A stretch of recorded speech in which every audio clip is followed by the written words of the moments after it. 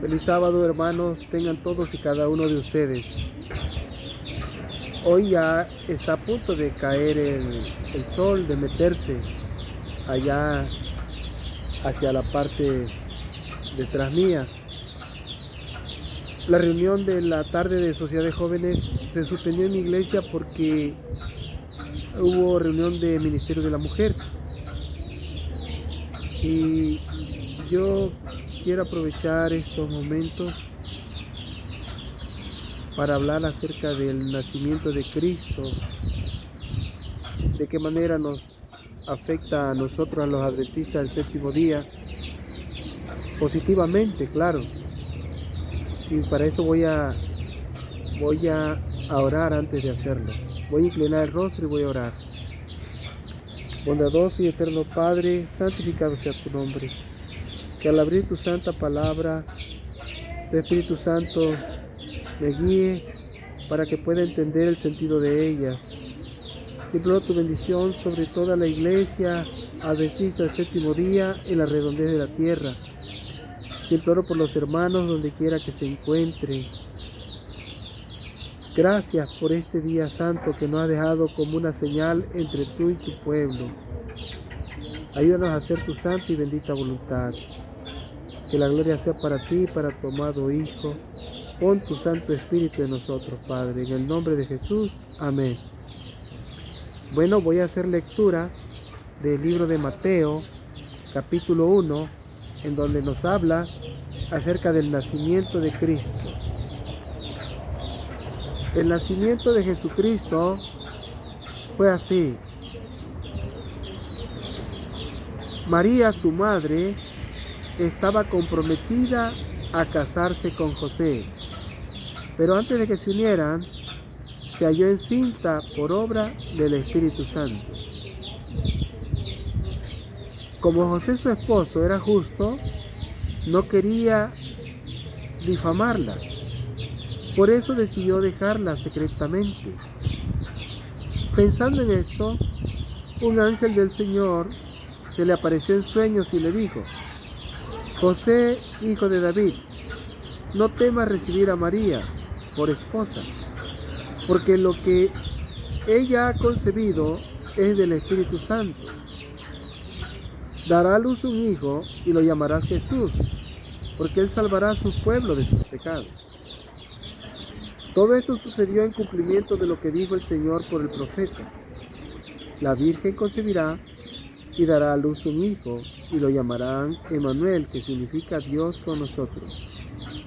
Cuando José despertó del sueño, hizo como el ángel del Señor le había mandado, y recibió a María por esposa, pero no la conoció hasta que dio a luz un hijo, y lo llamó Jesús. Nosotros tenemos un regalo adicional que Dios le dio a la Iglesia Adventista del séptimo día, el cual es el espíritu de profecía. Y en el deseo de toda la gente nos habla acerca del nacimiento de Cristo. En el capítulo 4 se titula Un Salvador os es nacido. Y dice así: el Rey de Gloria se rebajó a revestirse de humanidad. Tosco y repelente fue el ambiente que le rodeó en la tierra. Su gloria se veló para que la majestad de su persona no fuese objeto de atracción. Rehuyó toda ostentación externa. Las riquezas, la honra mundanal y la grandeza humana no pueden salvar a una sola alma de la muerte. Jesús se propuso que ningún halago de índole terrenal atrajera a los hombres a su lado. Únicamente la belleza de la verdad celestial debía atraer a quienes le siguiesen.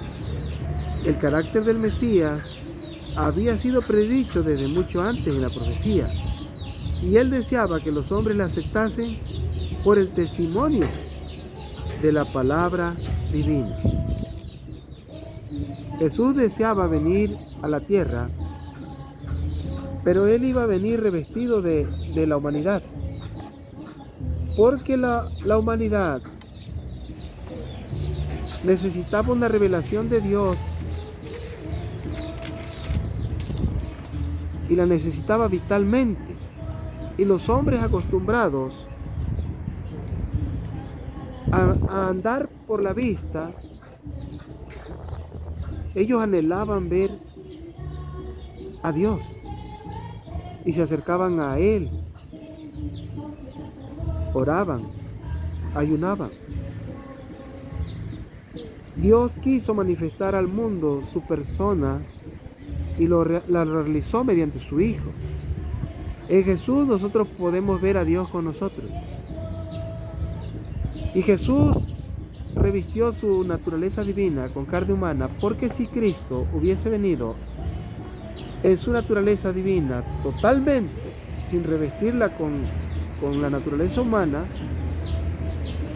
nosotros habríamos sido consumidos, así como seríamos consumidos si nos acercásemos a Dios, al Padre, porque Dios es fuego consumidor. Para que el hombre no fuera consumido, Dios envió a su Hijo revestido de nuestra naturaleza, de nuestra carne humana. Jesús vino y tomó la naturaleza tal como nosotros la tenemos. Jesús no nació dentro del Edén, Jesús nació fuera del Edén. Y Jesús no nació antes de que Adán cayera. Jesús nació después de que Adán había caído. Por lo tanto, la Escritura dice que Jesús nació con una naturaleza semejante a la de los hombres. Y la naturaleza de los hombres en el tiempo que Cristo nació era una naturaleza caída. Y la hermana White claramente en muchas partes de sus testimonios, ella afirma que Cristo tomó la naturaleza caída del hombre después de 4000 años de pecado. Pero tomó la naturaleza caída del hombre, pero Él sin pecado. Es decir, que Cristo arrastró con las mismas pasiones que el hombre es tentado. Él fue tentado en todo punto, pero sin pecado. Porque si nosotros creyéramos que Cristo nació sin una naturaleza semejante a la de nosotros podríamos presentarnos delante de Dios y decirle: Cristo venció, pero porque a Él lo dotaste de algo que a mí no me diste. Y entonces parecería que ahí Dios sería injusto, pero Dios no es injusto. Mandó a Cristo en la misma naturaleza que nosotros. Por lo tanto, nosotros podemos vencer. Porque Cristo nos dio el ejemplo que en la naturaleza caída Él venció. Claro, la hermana White escribió que lo sostuvo su divinidad. Pero esa labor que Él hizo, ese triunfo, a nosotros nos lo regala como un don. Esa justicia que Él labró, a nosotros nos lo da como un regalo. Y nosotros al abrir los brazos y decir: creo en Dios y creo en Jesús, y lo hacemos nosotros al pie de la cruz, comprendiendo que la redención le costó los clavos de la cruz a Cristo y le costó a Dios dar a su Hijo amado. La redención es una labor de la deidad. Dios, su Hijo y su Espíritu Santo trabajando activamente por la redención del hombre. En el principio Dios, su Hijo y el Espíritu Santo crearon al hombre, porque el Padre puso su eternidad en el ser humano, el Hijo puso su jovialidad y el Espíritu Santo puso el deseo de escudriñar todas las cosas en el hombre. El Espíritu Santo puso en el hombre el deseo de escudriñar todas las cosas, aún las cosas profundas de Dios. Nuestra persona tiene las características de la deidad. Nuestro ser tiene las características del Padre, del Hijo y del Espíritu Santo. El Espíritu Santo es una persona porque piensa, prohíbe, convence de pecado, de juicio y de justicia, escudriña las cosas profundas de Dios. Un viento no puede pensar. El Espíritu Santo se manifiesta como viento, pero no es un viento. Se manifiesta como fuego, pero no es su fuego. Se manifiesta como una paloma que desciende de los altos del cielo, pero no es una paloma. El Espíritu Santo se manifiesta como un silbo apacible, pero no es un silbo apacible. Los arrianistas se confunden, aquellos que son seguidores de Arrio, como Emanuel Vallejo, el pastor Carlos Cabello, Edgar Silva Bernales, el pastor Robles, La Verdad Ilustrada, el canal de YouTube. Ellos se confunden y afirman que el Espíritu Santo es Cristo mismo, porque ellos no entienden que el Espíritu Santo se presenta como una persona, pero también se presenta como un poder.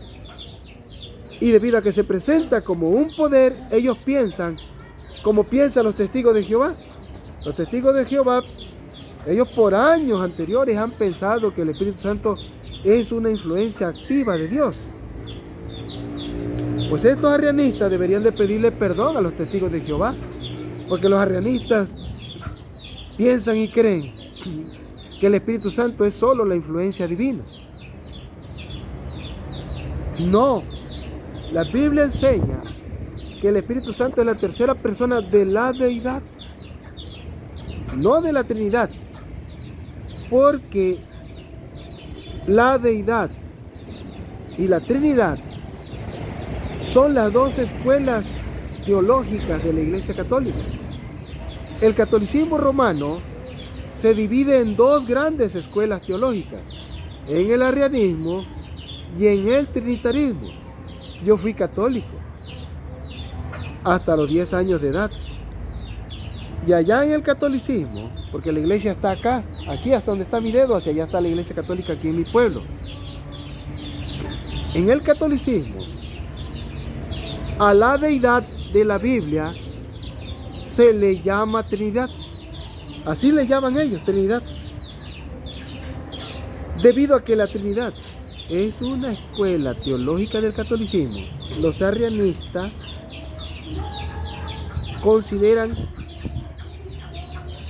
que cuando se dice, o cuando la Biblia dice el Padre, el Hijo y el Espíritu Santo, ellos inmediatamente lo asocian con la Trinidad. Pero la Biblia no habla de la Trinidad. La Biblia habla de la deidad. Entonces, debemos de basarnos completamente en la Escritura. La deidad es una cosa, la Trinidad es otra cosa. La Trinidad es una conjetura de los grandes eruditos, porque ellos consideraron ponerle ese nombre al Padre, al Hijo y al Espíritu Santo. Ese nombre no viene en la Escritura. En la Escritura el nombre que viene cuando se refiere al Padre, al Hijo y al Espíritu Santo, la Biblia dice que en Cristo habita corporalmente la plenitud de la deidad. Entonces, todo aquel que sustituya las palabras que la Biblia utiliza para dirigirse hacia Dios, está haciendo una conjetura. Porque la Biblia es la que debe de decirte qué creer y qué no creer. Si la Biblia no te autoriza ir adelante, no debes de ir. Porque entonces estarías haciendo una conjetura, estarías haciendo declaraciones radicales. ¿Qué cosa es una declaración radical? Una declaración radical es decir lo que la Biblia no te respalda. Una declaración radical es hacer que la Biblia diga lo que no dice. Por lo tanto, cuando la Biblia se refiere al Padre, al Hijo y al Espíritu Santo, le llama la deidad.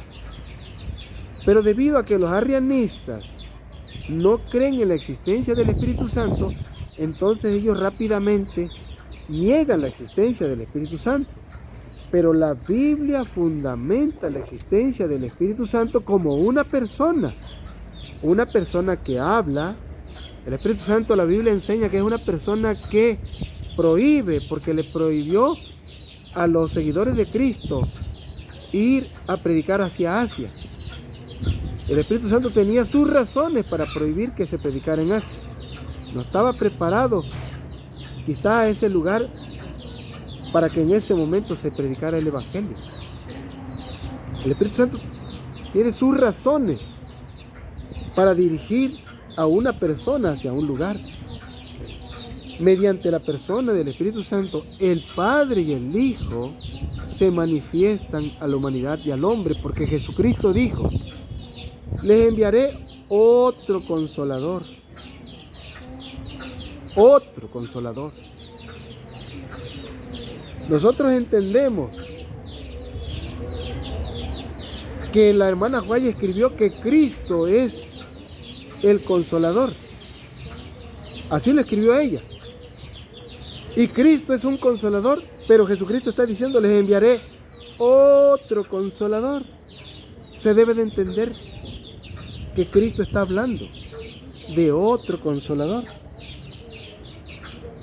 Cuando Jesús hablaba de que iba a enviar otro consolador, Él dijo: les enviaré otro consolador, el cual procede del Padre. Entonces mi Padre y yo vendremos y haremos morada en ustedes.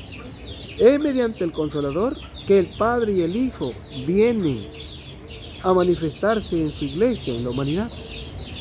Y en el libro de Zacarías, ahí aparecen dos árboles de olivo. Esos dos árboles de olivo, en el libro de Zacarías, capítulo 4, dice que tanto de uno de los árboles de olivo que está a la derecha como el que está a la izquierda, emana aceite o mana aceite. El aceite representa al Espíritu Santo. Y los dos olivos representan al Antiguo y al Nuevo Testamento, como lo escribió la hermana White. Pero se entiende también, o se sobreentiende, que esos dos árboles de olivo, al dar aceite, y el aceite representa al Espíritu Santo, y que el aceite emana de esos dos árboles de olivo, salta a la vista que esos dos árboles de olivo representan al Padre y al Hijo. ¿Por qué? Porque de los dos árboles de olivo emana aceite, y el aceite representa al Espíritu Santo. De la misma forma, del Padre y del Hijo emana el Espíritu Santo, y el Espíritu Santo llega a la humanidad, a la iglesia, a través de su palabra. Nosotros podemos ver la obra de Dios, la obra de Cristo y la obra del Espíritu Santo en la Escritura. Porque algunas personas bien intencionadas dicen: yo no necesito leer la Escritura, porque el Espíritu me guía. Y en tiempos de Lutero hubo un hombre que dijo: el Espíritu me guía. También dijo lo mismo que estos hombres dicen, porque a mí me lo dijo un pastor evangélico. Me dijo: yo no necesito ser guiado por las Sagradas Escrituras, a mí me guía el Espíritu Santo. Así me dijo ese pastor evangélico. En tiempos de Lutero había un hombre que decía que él también era guiado por el Espíritu Santo, y que el Espíritu Santo le podía decir lo que la Biblia decía. Pero entonces, ¿para qué Cristo dijo: escudriñad las Escrituras? O sea, esos son declaraciones radicales que han hecho los judíos, que han hecho los cristianos, algunos cristianos, pero no cristianos auténticos, sino los cristianos confundidos. Hay una historia de la tradición en el judaísmo rabínico. Hay una historia de la tradición en el cristianismo, el catolicismo romano. Hay una historia de la tradición en la Reforma. Los escritos de los padres patrísticos, que no se basan totalmente en la Sagrada Escritura, en la palabra de Dios. Hay mucha confusión. Todo el planeta ha llegado a ser una gran Babilonia. Pero Dios ha enviado su palabra. Y mediante su palabra, el hombre, al escudriñarla, puede encontrar el sentido verdadero de la Biblia. Porque la Biblia, la palabra de Dios, se explica a sí misma. Un versículo añade luz sobre otro y otro añade luz sobre ese versículo, hasta que el hombre llega a un entendimiento del sentido de lo que es la escritura y de lo que Dios dispuso en el texto o en el versículo. No hay por qué errar de que nosotros, si logramos comprender que la Trinidad es una escuela teológica de la Iglesia Popular, no por eso ya voy a correr a los brazos de Emanuel Vallejo, porque Emanuel Vallejo es una voz confusa. Emanuel Vallejo no participa en ninguna iglesia. Lo mismo el pastor Carlos Cabello, igual Edgar Silva Bernales. Ellos no forman parte de la iglesia. Se basan en los ministerios independientes, pero los llevan al exceso, porque ellos se convierten en Cristo. Si Jesús alertó contra esta clase de personas, porque Jesús dijo, vendrán falsos cristos, vendrán muchos en mi nombre, y estos hombres son parte de esos falsos cristos que Jesús alertó, porque ellos sin querer dicen, yo soy el que te va a explicar la escritura, y entonces te arrastran hacia el arrianismo, porque el arrianismo es una herejía. Por eso Dios envió a Jesucristo, porque en el tiempo de los judíos ya no era la voz de Dios sobre la tierra.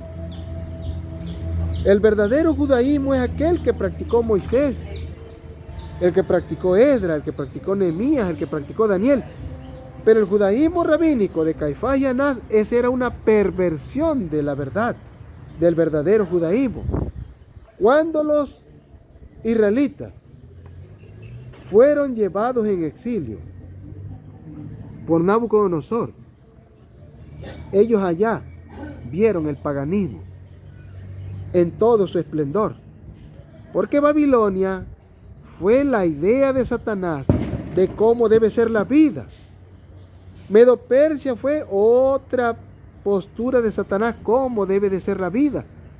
Grecia, con todo su refinamiento, fue otra postura que Satanás le presentó a la humanidad de cómo él miraba que debía de ser la vida. Y Roma, el imperio romano, es la máxima expresión que Satanás tuvo de cómo debe de ser la vida. Pero no se quedó ahí, sino que esa máxima expresión de Roma lo llevó más allá y presentó al papado como la forma correcta en la cual se debe de adorar a Dios, pero en realidad a ese Dios que él presentaba era él mismo, porque en la escritura cuando se escribe el nombre de Dios se escribe con D mayúscula, pero cuando se escribe el nombre del Dios de este siglo se escribe con D minúscula.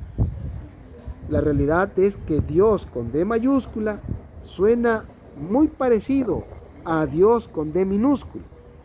Y algunos hombres dicen que adoran a Dios, pero lo adoran a través del paganismo, a través del catolicismo romano, a través del arrianismo, a través del trinitarismo. Y ahí el ángel caído es adorado, porque él también se cree que él es Dios. Jesucristo le llamó el Dios de este siglo. Por lo tanto, las dos grandes escuelas teológicas del catolicismo son el arrianismo y el trinitarismo. Si Satanás no te atrapa con el trinitarismo, te atrapa con el arrianismo. No es nada más esos dos grupos que existen. Hay otro grupo que levanta en alto los mandamientos de Dios y la fe de Jesús. La Biblia le llama al Padre, al Hijo y al Espíritu Santo la deidad.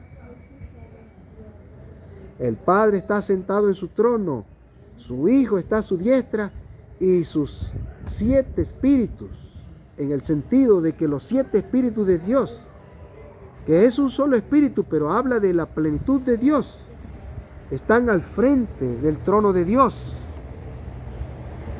Cuando la Biblia dice que los 7 espíritus de Dios están en forma de llama, de fuego, delante del trono de Dios, se refiere a la plenitud del Espíritu Santo, porque los 7 espíritus de Dios se manifestaron en el Antiguo Testamento de esta manera.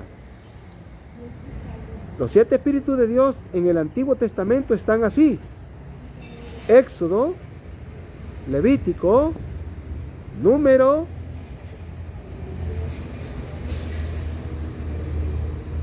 Deuteronomio, Éxodo, Génesis,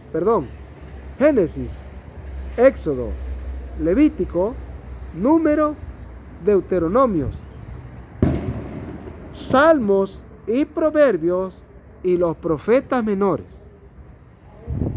Son 7 grandes secciones en las cuales los judíos mismos, pero los judíos que en verdad temían a Dios, clasificaron el Antiguo Testamento. Génesis, Éxodo, Levítico, Números, Deuteronomio, Salmos y Proverbios y los profetas mayores y profetas menores. Dios en el Antiguo Testamento le dio al pueblo judío toda la historia. Sin necesidad de que ellos vayan al Nuevo Testamento, ellos en el Antiguo Testamento tienen toda la historia desde la creación hasta que Dios haga nueva todas las cosas. Dios sabía que los judíos no iban a creer en el Nuevo Testamento. Dios sabía que los judíos no iban a creer en Jesús. Por lo tanto, Dios en el Antiguo Testamento le dio toda la historia. Porque en el Antiguo Testamento está la creación. Está en el momento que Dios dio la ley para la humanidad de manera escrita. Porque en el Génesis Dios se la dio al Padre de la humanidad como representante de la humanidad. Dios le dio la ley de manera condensada al darle a Adán el sábado como una institución de parte de Dios hacia la humanidad. Porque Abraham es el padre de la humanidad junto con Eva, la madre de la humanidad. El sábado es la forma más condensada de los 10 mandamientos, porque Jesús resumió los 10 mandamientos en 2 grandes mandamientos. Cuando el escriba le preguntó: maestro, ¿cuál es el mandamiento más grande? Jesucristo le dijo: escucha, Israel, Jehová nuestro Dios uno es. Así comenzó hablando Jesús acerca de los 2 grandes mandamientos, poniendo al gran Jehová en primer lugar. Porque así mismo lo dice Éxodo. Éxodo capítulo 20 no comienza diciendo: no tendrás dioses ajenos. No comienza así. Comienza diciendo: yo soy Jehová tu Dios, que te saqué de la tierra de Egipto de casa de servidumbre. Y a partir de ahí ya comienza diciendo: no tendrás dioses ajenos delante de mí. El fundamento de los 10 mandamientos es Dios mismo. Y cuando Cristo le resumió toda la ley en 2 mandamientos al escriba, primero le dijo: el primer mandamiento es este: escucha, Israel, Jehová nuestro Dios uno es. Jehová nuestro Dios es una persona. La Biblia dice: hay un solo Dios. Sin embargo, para nosotros hay un solo Dios, y dice su nombre: el Padre. El Padre es la persona a la que la Biblia le llama Dios Todopoderoso. Jesús es el Hijo de Dios. Jesús es igual a Dios en poder. Jesús es igual a Dios en autoridad. Jesús es igual a Dios en amor. Jesús es igual a Dios en misericordia. Jesús es igual a Dios en justicia, en paz, en propósito. Jesús tiene toda la plenitud de la deidad en Él. Pero Jesús no es igual a Dios en personalidad. Es decir, que Cristo no es el Padre. La Biblia claramente enseña que el Padre es una persona y que el Hijo es otra persona. Y la Biblia claramente enseña, porque Jesús lo dijo, mi Padre es mayor que yo. Y la hermana White claramente escribe en muchas partes de sus testimonios, en muchas partes del Espíritu de Profecía, dice que Jesús es la segunda persona con más autoridad en el universo. No es un Dios menor. Jesús es el que sigue en autoridad al Padre. Cristo es el Hijo de Dios. La Biblia dice que hay un solo Dios, porque de Dios salió la ley, es decir, de Dios salieron los 10 mandamientos, de Dios salió la vida, de Dios salió la creación,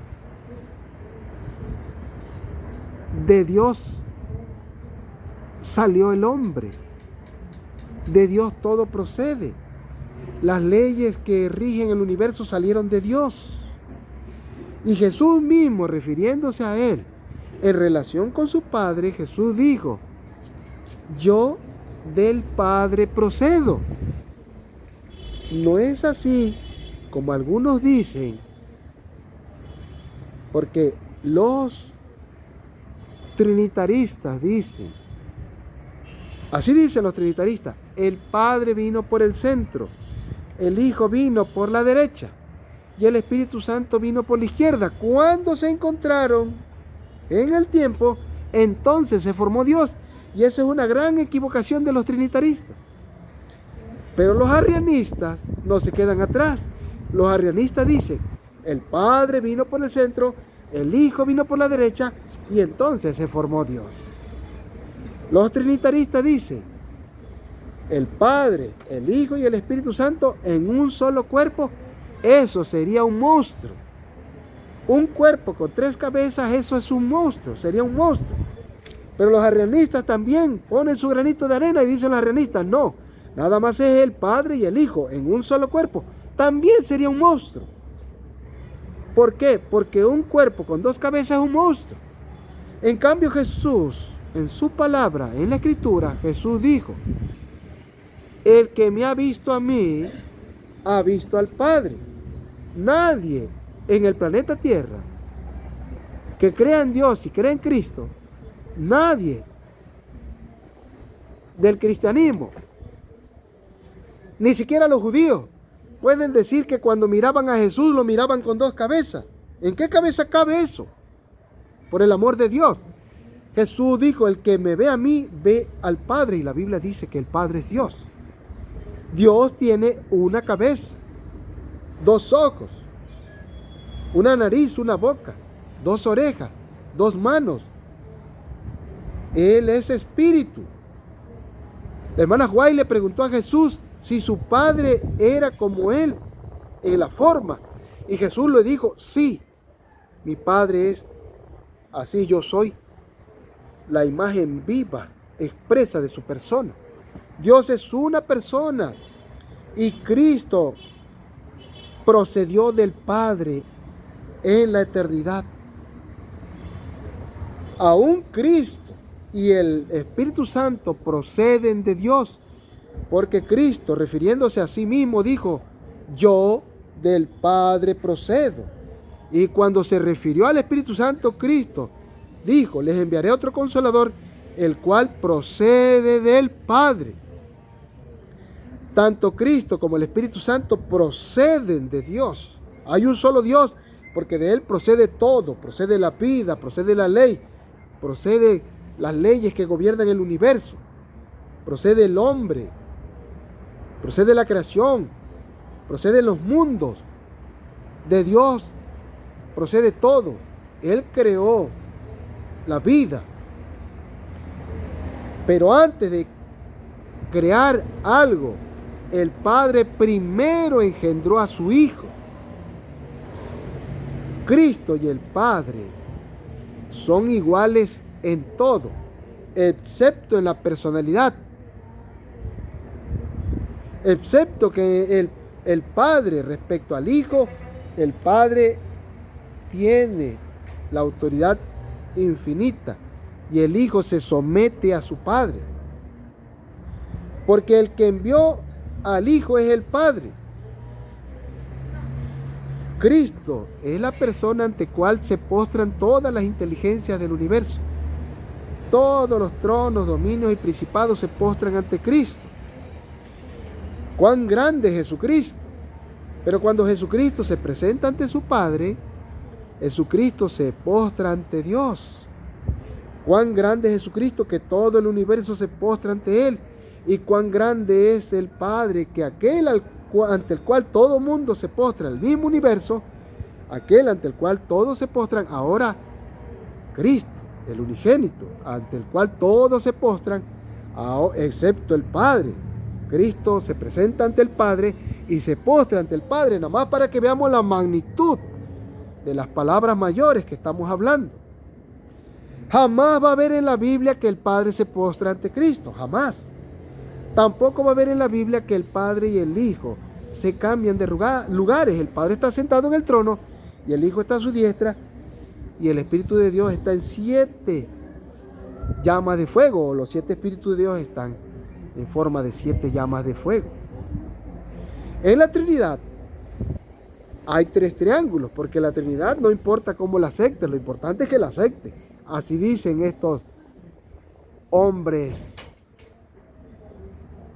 que son extrabíblicos, porque no basan ese conocimiento en la Biblia. Ponen 3 triángulos y en el primero aparece el Padre, abajo aparece el Hijo y a la izquierda el Espíritu Santo. Ya te ponen un segundo triángulo y el Padre ya pasó a la parte de abajo, derecha. El Hijo pasa a la izquierda y el Espíritu Santo está arriba. En el tercer triángulo, el Padre pasa a la izquierda, el Hijo pasa arriba y el Espíritu Santo pasa a la derecha. Eso sucede en el trinitarismo.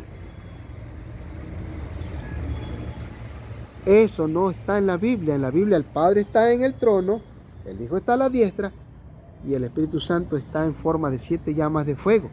No se intercambian de lugar. Eso solo sucedió en la mente retorcida de Alejandro, aquel Alejandro de la época de Constantino. Ese intercambio de lugares sucedió en la mente retorcida de Atanasio. Y el arrianismo no se queda atrás, porque el arrianismo es un evangelio confuso. Babilonia es confusión. Tanto Alejandro y Atanasio como Arrio eran católicos. Tanto los trinitaristas como los arrianistas eran católicos. Solo se juntaron en Nicea en el año 325 para ver quién de ellos tenía la razón. Ninguno de ellos tenía la razón, porque esos hombres están representados en la Biblia por la Torre de Babel. Los fieles se quedaron en la montaña. En el tiempo de Constantino hubo fieles que se quedaron en los montes, en la montaña, y los que bajaron a Nicea fueron todos aquellos que reconocían al Papa en turno, que si no mal recuerdo se llamaba Silvestre.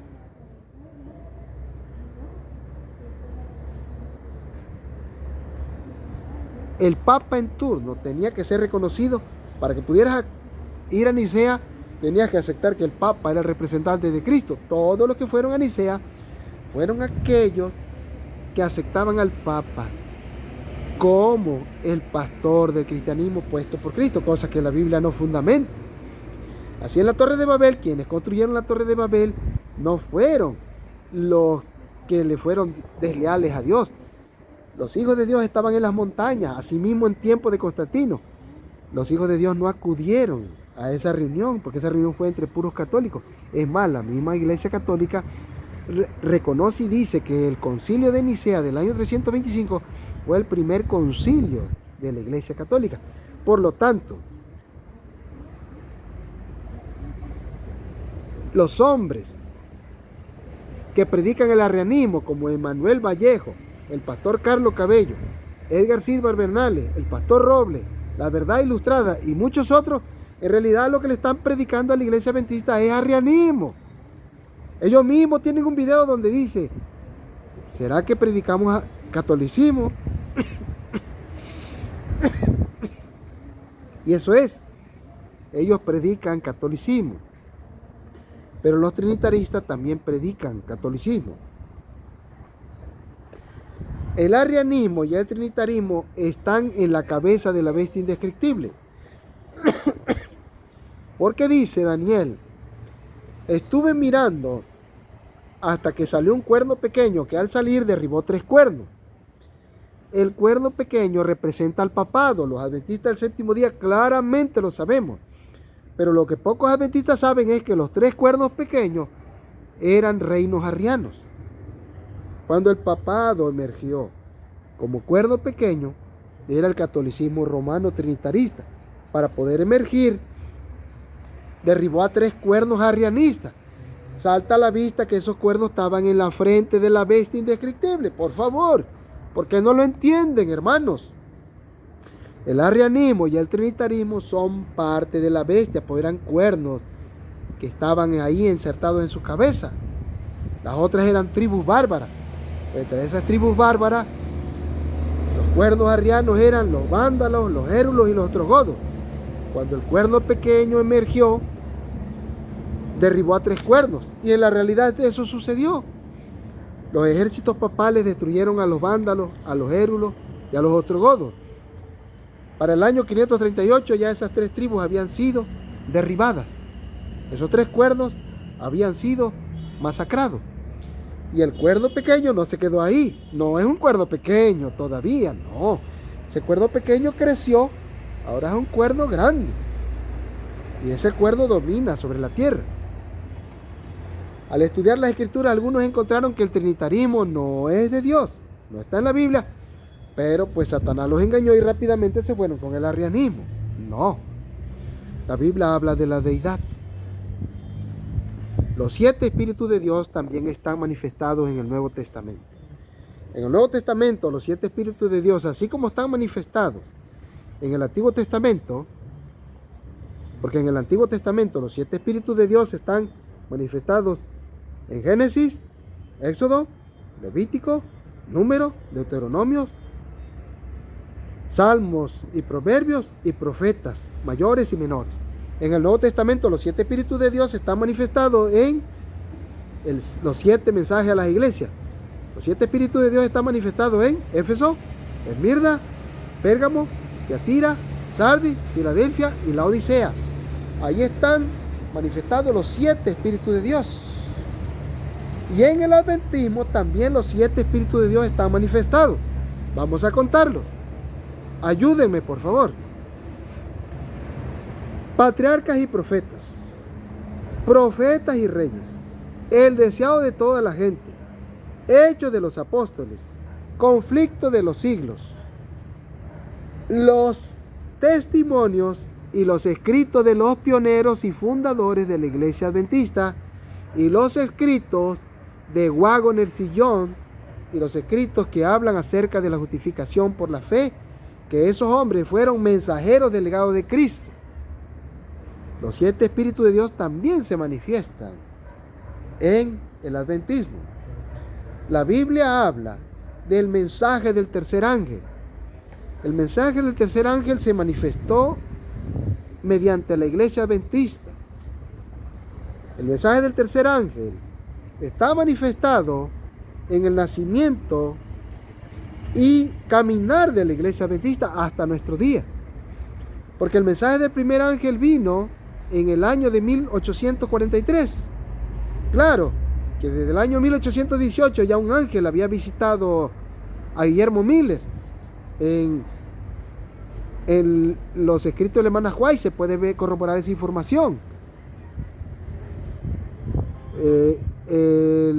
hermano Guillermo Miller, que guardaba el domingo y que venía de la iglesia bautista, él fue visitado por un ángel, dice la hermana White. Escribió así. Y para el año 1843 se predicó el mensaje del primer ángel predicado por Guillermo Miller. El mensaje del segundo ángel fue predicado en el año de 1844. Fue predicado por Miller y los milleritas. Y el mensaje del tercer ángel, la hermana White le preguntaron, ¿es el mensaje de la justificación por la fe el mensaje del tercer ángel? Y ella contestó, efectivamente, ciertamente, el mensaje de la justificación por la fe es el mensaje del tercer ángel, y el mensaje de la justificación por la fe fue enviado por medio de los pastores Waggoner y John, porque la hermana White dijo de esos hombres, son mensajeros delegados de Cristo. Y ella también dijo y escribió, estoy dispuesta a ser enseñada como una niña. Y también escribió, Dios le dio al pastor Waggoner que explicara qué es la justificación por la fe. Se lo dio a él de una manera más amplia que a mí misma. La hermana White así lo escribe. Y por cierto, después de la hermana White, los que tienen más libros en la iglesia de Cristo son los pastores Waggoner y John. Sabemos que el conflicto de los siglos, el deseado de toda la gente, patriarcas y profetas, son libros voluminosos de la mano de Elena G. de White, inspirada por el Espíritu Santo. Pero pocas personas saben que hay una compilación de 1800 páginas por la hermana White acerca del mensaje por la justificación, de la justificación por la fe. Y esa compilación se llama Materiales de 1888. Ese volumen debería estar en la mano de cada iglesia adventista para que se estudiara. ¿Por qué? Porque el mensaje del primer ángel, el mensaje del segundo ángel y el mensaje del tercer ángel es el mensaje adventista, ciertamente. Pero proféticamente en la historia, el mensaje del tercer ángel abarca toda la Biblia. En la historia, los tres grandes ángeles de Dios son el judaísmo, el cristianismo y el adventismo. Desde Génesis hasta Apocalipsis, toda la Biblia es el mensaje del tercer ángel. Ese triple sello del verdadero judaísmo, del verdadero cristianismo y del verdadero adventismo tenía que verse en el desarrollo de la iglesia adventista. Por lo tanto, no es el judaísmo rabínico el verdadero judaísmo. No, eso es una perversión del evangelio. No es el catolicismo romano el verdadero cristianismo apostólico, no. El catolicismo romano es una perversión del verdadero cristianismo que Dios instituyó mediante Cristo y los apóstoles. La reforma protestante, la que ahorita está, no es la misma que la que vivieron los reformadores y el propio Lutero, no. Los protestantes que están ahorita, allá, principalmente en los Estados Unidos y en muchas otras partes del mundo, son una perversión de lo que es el verdadero protestantismo. Ahora, un gran problema sería que nosotros como adventistas del séptimo día, al analizar el adventismo que Dios le dio a los pioneros, a la hermana White y a los pastores Waggoner y John, que nosotros horrorizados nos diéramos cuenta que nuestro adventismo de ahora, como ahora sí, rara vez lo digo, rara vez digo, como X persona dice, pero el pastor Esteban Bor en una ocasión, en una de sus ponencias dijo, la cristología adventista ha cambiado, hermanos. Y ciertamente, este adventismo que ahorita vivimos, tenemos que revisar que no es de la Biblia para que lo desechemos. No ha desechado Dios a la iglesia adventista. La iglesia adventista actualmente es el pueblo de Dios, es la iglesia verdadera, es la iglesia que tiene un mensaje profético, es la iglesia profética, pero debemos de revisar qué no forma parte del verdadero adventismo. Y los judíos harían bien en revisar qué cosa no forma parte del verdadero judaísmo. Los hermanos católicos deberían de revisar qué cosa no forma parte del verdadero cristianismo y desecharlo, porque la Biblia aconseja: lavaos, limpiaos. Nada más, por dar un ejemplo, en el adventismo los pioneros consideraban que Cristo nació con la naturaleza caída de Adán y Eva después de que ellos pecaron. Pero ahorita esa postura cambió. Ahorita se cree, se dice y hasta se predica que Cristo nació con la naturaleza antes de la caída, cosa que la Biblia no respalda. Cristo vino en la misma naturaleza que nosotros. Ahora, ¿qué es lo que está pasando entonces en el judaísmo, en el cristianismo y en el adventismo? ¿Qué está pasando? Bueno, la misma Biblia se anticipa y lo profetiza. Dice: hubo guerra en el cielo. Miguel y sus ángeles luchaban contra el dragón y sus ángeles, mas no fue hallado más lugar para el diablo, para Satanás, y fue arrojado a la tierra. Esa guerra que hubo en el cielo se trasladó a la tierra, y en el judaísmo hubo una guerra similar. Hubo unos que creyeron en Jesucristo. Al creer en Jesucristo creían en Dios. Hubo unos judíos que abrazaron la fe en Cristo, abrazaron la verdad que salía de los labios de Cristo, pero hubo otros judíos que no, hasta lo crucificaron. Ahí hubo una separación de los ángeles humanos de Dios, pero ángeles humanos que estaban aquí en la tierra. Y ahí hubo guerra en el pedacito de cielo, que es la iglesia, que es el pueblo de Dios, porque el pueblo de Dios y la iglesia es un pedacito de cielo aquí en la tierra. Hubo una separación de ángeles buenos y de ángeles malos. Cuando llegó la iglesia apostólica, hubo unos que después de que Cristo murió, resucitó y ascendió a los cielos, a la diestra de Dios, para interceder por nosotros ante su Padre, y nos envió el Espíritu Santo en el Pentecostés. Cuando Cristo ascendió a los cielos, envió el Espíritu Santo para ser guía y maestro de justicia del pueblo apostólico que quedó. Cuando murieron los apóstoles, que fueron martirizados, y Juan murió de muerte natural, que fue el único que murió de muerte natural, y luego los hijos de los apóstoles, algunos se mantuvieron firmes, aquellos que tuvieron esposa, porque no todos los apóstoles se casaron, como en el caso de Pablo. Y cuando esa generación fue muriendo, entonces hubo un cisma, hubo una guerra en ese cielo apostólico. Una parte se mantuvo fiel a lo instituido por Cristo y los apóstoles, y otra parte abrazó el paganismo de Roma. Ahí fue cuando nació la iglesia católica, apostólica y romana. La iglesia del tiempo de Cristo era una iglesia universal, porque Cristo recibía a todos. Por eso algunos le llaman que era una iglesia católica. Pero Cristo no fundó la iglesia católica como tal. Cristo fundó una iglesia universal sobre su persona.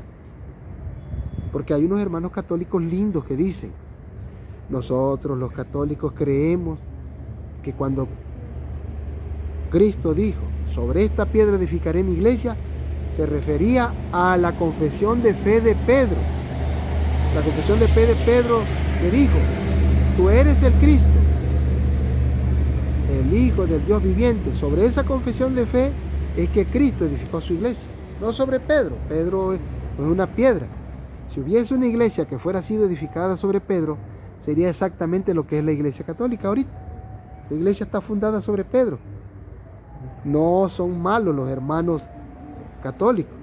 No, los hermanos católicos son trabajadores, son buenas personas, son amables, estudian la Escritura, procuran hacer el bien, aman a Dios sobre todas las cosas y al prójimo como a uno mismo. Son buenas personas. Los peligrosos son los que están en el Vaticano. Esos sí son de cuidado. Esos sí te pueden mandar a matar o matarte con sus propias manos. Y no todos en el Vaticano tienen la idea de hacer el mal. ¿Por qué? Porque está un sacerdote que se apellida Vigano. Si no mal recuerdo, se llama Carlos María Vigano. El sacerdote católico Carlos María Vigano critica duramente al Papa. Hombres como él hay en la Iglesia Católica que quieren el bien de la Iglesia Madre. Porque la hermana White dice que esa es la iglesia que cayó de la gracia. Pues lo que queda de la Iglesia Apostólica es iglesia. Pero nada más que lo que queda, pues es la memoria de Caín, se puede decir, porque recordamos cuando Caín persiguió a Abel, pues esa iglesia era el primogénito. Caín persiguió a Abel. La Iglesia Apostólica, que se mantuvo firme, fieles a Dios y a Cristo, se convirtió en Esmirna. La iglesia de Esmirna es la iglesia de los mártires. Así como Abel era el segundo hijo de Adán, y Abel fue perseguido por Caín. Caín se levantó contra él, lo invitó al campo y allá lo mató.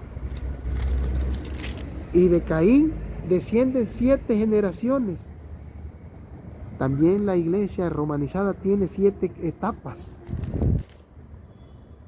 Esos famosos padres patrísticos, San Agustín, Santo Tomás, el padre de los jesuitas, y todos esos hombres son 7 edades de la Iglesia Católica.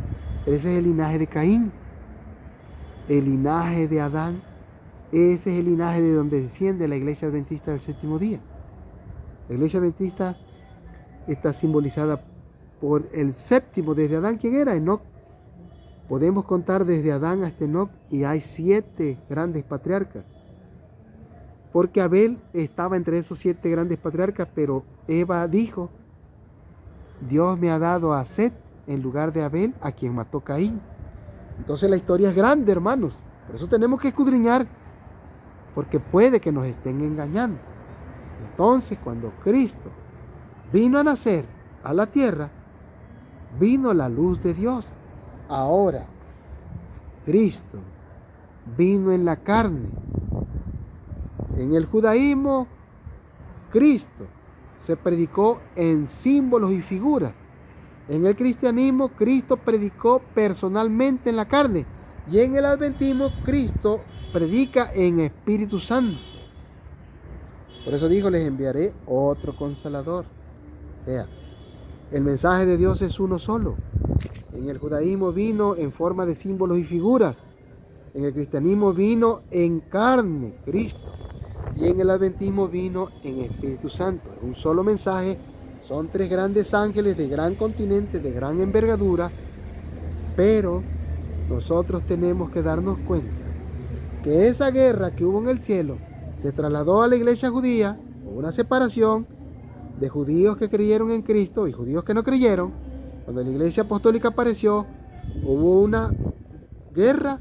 Una parte se mantuvo fiel a lo instituido por Cristo y los apóstoles, y otra parte abrazó el paganismo de Roma.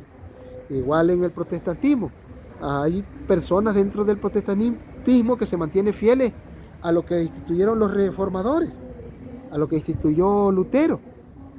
Y lo mismo va a suceder en el adventismo. Va a haber gente dentro del adventismo que se va a mantener fiel a lo que Dios instituyó mediante los pioneros, la hermana White, y mediante Wagner Sillón.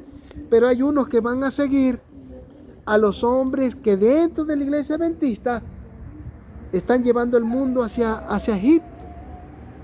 Personas que son líderes, que son dirigentes, pero que están llevando a la iglesia adventista hacia el mundo.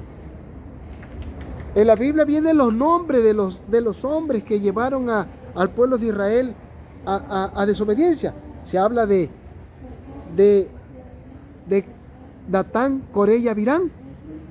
Se habla de Judas, se habla de Ananías y Zafira, se habla de Caín, se habla del ángel caído. No entiendo por qué la Asociación General, en los libros del Espíritu de Profecía, omitió los nombres que la hermana White escribió carta a fulano de tal, y la Asociación General le puso una rayita, borró los nombres. No, los nombres tenían que aparecer en los testimonios. Por eso yo, con la autoridad que me da la Escritura, con la autoridad que me da Dios, y por el escudriñamiento de su palabra y por la revelación de su Espíritu Santo, sí puedo decir con autoridad, basado en la Escritura y por la revelación y el escudriñamiento de su palabra, sí puedo decir que lo que está predicando el pastor ese que está en Estados Unidos, que se apellida Barrio, invitando a esa joven de otra denominación a cantar, Eso no está correcto en la iglesia, en el adventismo no está correcto, porque no tenemos que hacer ecumenismo con iglesias que guardan el domingo. Eso que está haciendo Rubén Bullón, diciendo que no sabe qué día se va a guardar en el cielo y dándole un énfasis diferente a lo que la Biblia dice, Rubén Bullón está llevando al pueblo hacia el paganismo de Roma. Lo que está diciendo ese pastor que se apellida Paulin, si no mal recuerdo que se llama Jean Paulin, ese hombre está diciendo que la hermana White escribió que el fin del mundo va a ser de una forma, pero que eso no va a ser así. Está diciendo ese hombre, un gran dirigente de la iglesia, que se dice ser especialista en Apocalipsis. Yo también soy especialista en Apocalipsis, soy especialista en Daniel. La iglesia adventista del séptimo día es la voz de Dios en la tierra. Por lo tanto, yo, al ser un adventista del séptimo día, y como la iglesia adventista del séptimo día es la voz de Dios en la tierra, yo como adventista del séptimo día, yo, basándome en la escritura, también soy la voz de Dios en la tierra. Porque yo, al igual que los adventistas del séptimo día, somos el eco de la voz de Dios. Pero no tenemos que predicar mentiras, tenemos que predicar la verdad tal cual es en Jesús. Por eso dice la escritura, preguntad por la senda antigua, andad por ese camino. Hermanos, tenemos que ir a la Biblia para ver que nuestras creencias estén fundamentadas en la escritura. No porque traiga el imprimatum de la iglesia, ya por eso yo voy a creerlo. No hay ningún problema en que yo lo revise. ¿Cuál es el problema? Que porque trae el imprimatum de la iglesia, no, pero espérese. Si Eva, la esposa de Adán, le llevó el fruto prohibido a Adán, Adán se dio cuenta de que Eva había caído en pecado. La que fue engañada fue Eva. El enemigo de las almas utilizó a Eva. Eva simboliza la iglesia. Hay que tener cuidado, no sea que por medio de la iglesia nos vaya a llegar el fruto prohibido. Adán simboliza a los laicos, simboliza a Cristo. Adán sí se dio cuenta que Eva cayó en pecado. Adán comió del fruto prohibido. Hasta la hermana Juárez lo narra en Patriarca y Profeta, porque prefirió morir junto con Eva a verse privado de ella. Es más, la hermana Juárez dice que Adán no se puso a pensar que Dios que le dio a Eva le podía dar otra compañera. Adán participó del pecado de Eva, comió del fruto prohibido. Cuando Cristo vino, el segundo Adán, él, al ver que Eva, la iglesia, había caído en pecado, él, con el amor que siente por la iglesia, él cargó con la culpabilidad de la iglesia, cargó con el pecado, pero como él es fuego consumidor como su padre, el pecado a Cristo no le hizo nada. Cristo se responsabilizó por los pecados de la iglesia como si los hubiera cometido, pero él no cometió pecado ni hubo engaño en su boca, dice la Biblia. Dios se hizo responsable del pecado de la iglesia y descargó su ira sobre su Hijo, a fin de que nosotros tuviésemos la oportunidad de arrepentimiento, de perdón. Dios buscó, hablando humanamente, Dios buscó la prueba más pequeña que se le podía imponer a Adán. Y la prueba más pequeña fue, dijo Dios, no comáis del árbol del conocimiento de la ciencia del bien y del mal, porque el día que de él comieres ciertamente morirás. Eso fue la única prohibición. Adán y Eva no comieron porque no tenían que comer, porque a veces aquí en el planeta hay gente que no tiene que comer y estirarían la mano para agarrar algo que está prohibido quizá, pero no debe de ser, aunque esté prohibido. Es mejor morir de hambre antes que comer lo prohibido. Adán y Eva comieron.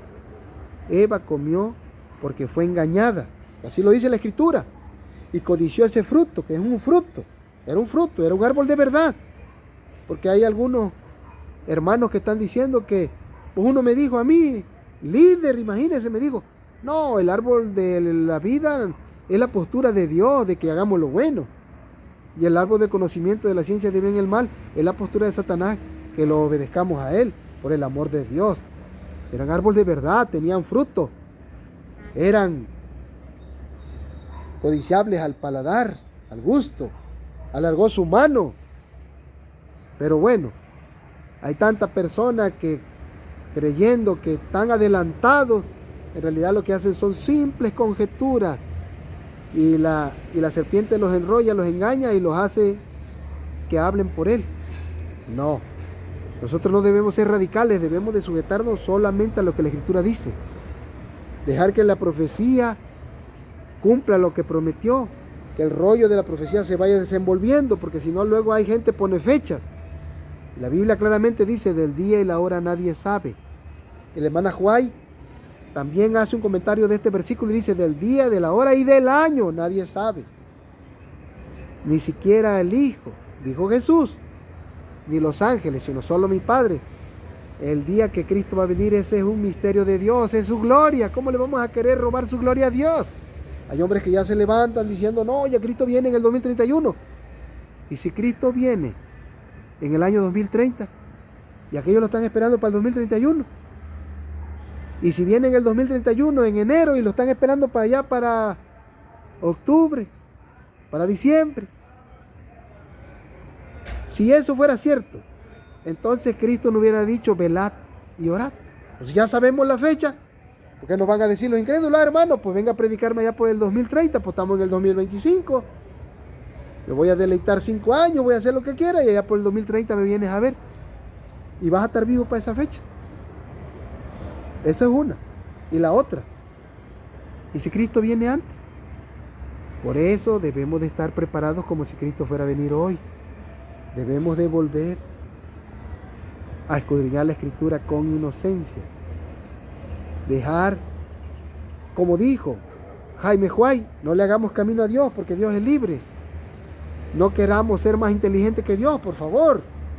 Él es el encargado de las cosas. Él tiene a cargo la historia de la iglesia, la historia de la vida. Él tiene a cargo su palabra. El rollo de la profecía. Aquí está el rollo de la profecía. Ya lo abrió el Señor, el sentido de su secreto. Hay que ir por ello. Hay que estudiar la Escritura. Hay que estudiar la Escritura primero. Ya luego en otro momento estudia la escuela sabática. No vaya a querer estudiar la Escritura mediante la escuela sabática nada más. No.